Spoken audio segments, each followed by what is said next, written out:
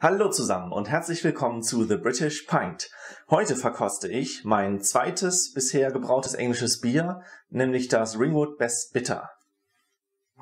Als erstes möchte ich das direkt mal einschütten. Ich habe die Flasche vor einer halben Stunde aus dem Kühlschrank genommen, denn bei den englischen Bieren, die ja doch fruchtige Aromen beinhalten, ist es wichtig, dass man die nicht ganz kalt trinkt. Also so 10 Grad sollte das Bier ungefähr haben.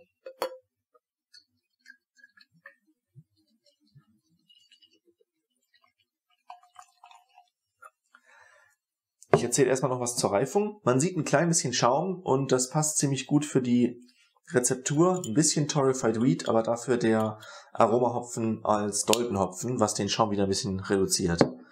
Also es hält sich so ungefähr die Balance. Ja, es verschwindet relativ schnell. Es ist nicht ganz klar, aber relativ klar.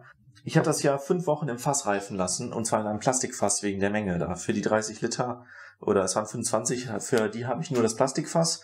Und da war zwar eine gute Kohlensäure vorhanden, der Restextrakt ist von 1,5 auf 1,1% runtergegangen in den 5 Wochen. Und ich habe auch Gerstenmalzextrakt und Wasser zugefügt gehabt.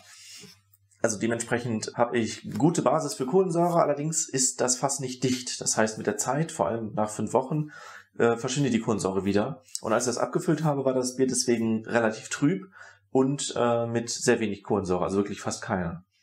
Und ich habe das deswegen nachgezuckert. Und für die Hefe typisch ist, dass wenn der Druck sich aufbaut, dass die sich dann komplett absetzt. Die Flasche ist jetzt 2 Wochen lang nachgereift. Tatsächlich ist die Kohlensäure jetzt doch ein bisschen wenig. Vielleicht hätte ich noch einen Ticken mehr Zucker reintun sollen. Die Farbe an sich ist ziemlich gut. Das ist ja mit Schokoladenmalz ein bisschen angefärbt, damit das nicht zu hell ist. Die Farbe wird einfach wirklich nur so eingestellt, dass es für ein englisches Bier typisch wirkt. Der Geruch ist ziemlich stark hopfig. Und das liegt daran, dass ich ja... Normalerweise wäre richtig gewesen 10 Gramm mit 6% Alphasäuren. In dem Buch, das ist ja Brew Your Own British Real Ale, steht drin, dass man, wenn man einen Hopfen mit niedrigeren Alphasäuren hat, auch davon ausgehen soll, dass die Öle niedriger sind. Deswegen habe ich die Dosis entsprechend erhöht. Ich hatte 4% Alphasäuren, ich habe 50% mehr Hopfen reingetan. Es schmeckt jetzt schon sehr intensiv. Also beim nächsten Mal werde ich das wieder entweder 1:1 oder vielleicht ein bisschen erhöhen. Aber nicht so skalieren.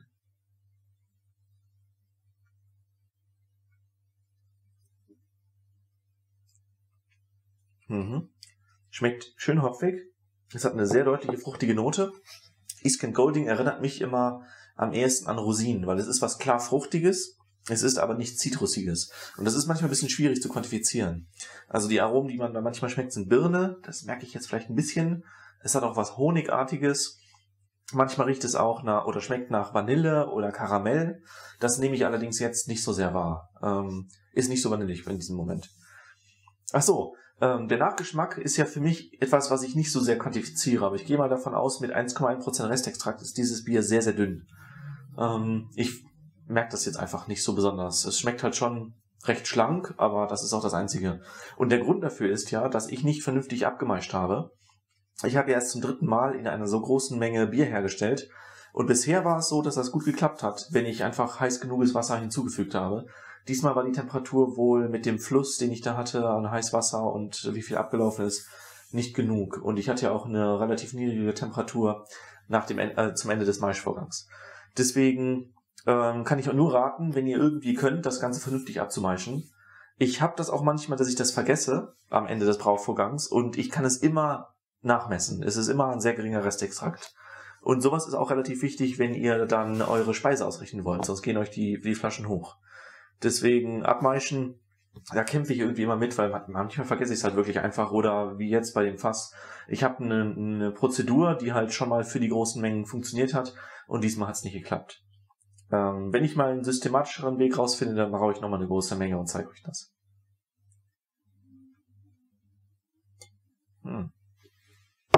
Also super, das ist genauso, wie ich das gern habe. Die Bittere ist relativ ausgeprägt, aber das war bisher immer beim Selbstbrauen so. Da müsste ich vielleicht nochmal nach Southampton oder in den New Forest fahren und das genau nachprüfen, wie das dort geschmeckt hat. Ich weiß, dass es in der Flasche, ich hatte mal Flasche mit nach Deutschland genommen, auch eine deutlichere Bittere hatte, die ich jetzt hier auch schmecke. Also es kommt ziemlich genau hin. Nur im Pub ist es leicht anders. Und ich hätte doch gerne ein Replikat des Pub-Biers. Vielleicht kriege ich da ja nochmal was hin. Ja, ansonsten ich bin sehr damit zufrieden. Die Kohlensäure hätte mehr sein sollen. Das ist das Einzige. Aber die Flasche war 2 Tage im Kühlschrank und alle anderen Flaschen habe ich noch warm stehen. Und ich habe aus dem Fass auch erstmal nur 8 Liter rausgenommen. Die restlichen habe ich drin gelassen und ein bisschen Gerstenmalzextrakt mit Wasser hinzugefügt, wieder damit Druck sich aufbaut, den nach einem Tag abgelassen, damit der Sauerstoff aus dem Kontakt mit der Flüssigkeit raus ist. Also ich denke, das hält schon noch ein bisschen. Ja, aber wenn ich jetzt wieder Flaschen frei habe, dann werde ich nochmal den Rest abfüllen, nochmal ordentlich zuckern und dann denke ich, habe ich eine schöne große Menge an feinem Bier und werde das dann die nächsten Monate genießen können. Das hält sich dann sehr lange. Ja, ich werde auch in die Beschreibung nochmal oder hier als Texteinblendung schreiben, ob sich das noch weiter aufgeklärt hat. Aber es ist eigentlich schon in Ordnung. Es riecht auch nicht hefig.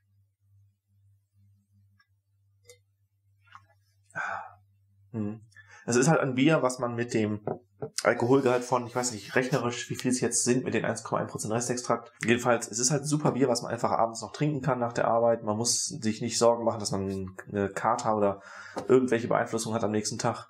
Wenn man ein halbes trinkt, ist das auch super zum Mittagessen. Also jetzt nicht an Arbeitstagen, aber zum Beispiel Samstag, Sonntag, wenn man zu Hause ist, zu einem deftigen Mittagessen. In England ist ja ganz klassisch das Sunday Roast. Da kann man das auch echt gut mittags zu trinken. Kann ich nur empfehlen. Ja, und ansonsten hoffe ich, ihr braut das Bier mal nach. Lasst mich wissen, wie ihr es findet. Und schaltet beim nächsten Mal wieder ein, wenn wieder Brautag ist. Bis dann.